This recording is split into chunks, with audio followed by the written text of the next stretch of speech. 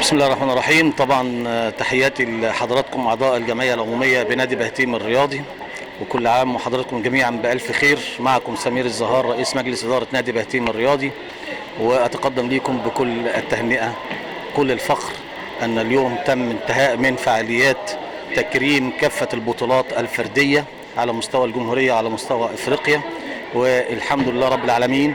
هناك العديد من البطولات الافريقيه التي تم حصدها، وهناك العديد من البطولات المحليه، منها على سبيل المثال صعود فريق الناشئين وفريق نادي بهتيم للكاراتيه الى الدوري الممتاز. ودي حاجه جميله جدا ان نادي بهتيم اصبح الان في الدوري الممتاز للكاراتيه على مستوى الجمهوريه. بشكر كل القائمين على العمل وكل القائمين على التدريب هنا في نادي بهتيم الرياضي، بشكر كل القائمين على اعداد الحفل، وطبعا كل التحيه والتقدير للرؤساء اللي شرفونا النهارده.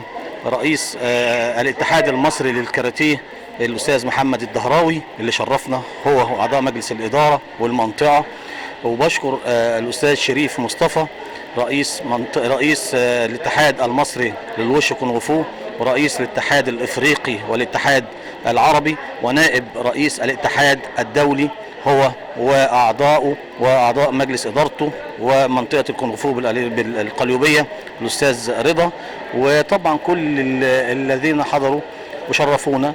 ده وسام على صدر نادي بهتيم، واهالي نادي بهتيم لهم ان يفخروا بكل هذه الانجازات. اصبحت نادي بهتيم على خريطه افريقيا، اصبح نادي بهتيم على خريطه البحر المتوسط، اصبح نادي بهتيم في الدوري الممتاز للكاراتيه، وان شاء الله بنوعدكم بالمزيد طبعا من البطولات. هناك العديد من الانجازات في مجال المصارعه ومجال التايكوندو ومجال الكونغ فو ومجال الكيك بوكس، وكل هذه الالعاب الحمد لله بهتيم رائده فيها على مستوى الجمهوريه، والحمد لله رب العالمين على حضور الساده رؤساء الاتحادات على مستوى الجمهوريه وافريقيا تقديرا لنادي بهتيم وانجازات نادي بهتيم. كل الشكر للساده المديرين الفنيين على كل الالعاب في نادي بهتيم الرياضي.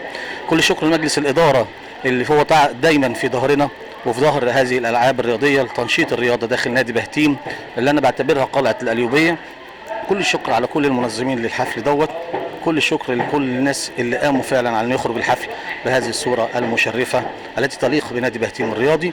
وبنوعدكم باذن الله تعالى هناك حصاد رياضي جديد باذن الله، وبطولات جديده وميداليات ذهبيه جديده ان شاء الله داخل نادي بهتيم، وكل الامنيات للفريق الاول لكره القدم بنادي بهتيم ان شاء الله في المرحله القادمه للصعود باذن الله الى الممتاز به في المرحله القادمه. وان شاء الله تم الاعداد لهذا الامر لنخبه كبيره ومحترمه من ابناء نادي بهتيم قائمين على هذا العمل، وباذن الله ان شاء الله نحتفل سويا بصعود نادي بهتيم الى الممتاز به في الاشهر القليله القادمه باذن الله.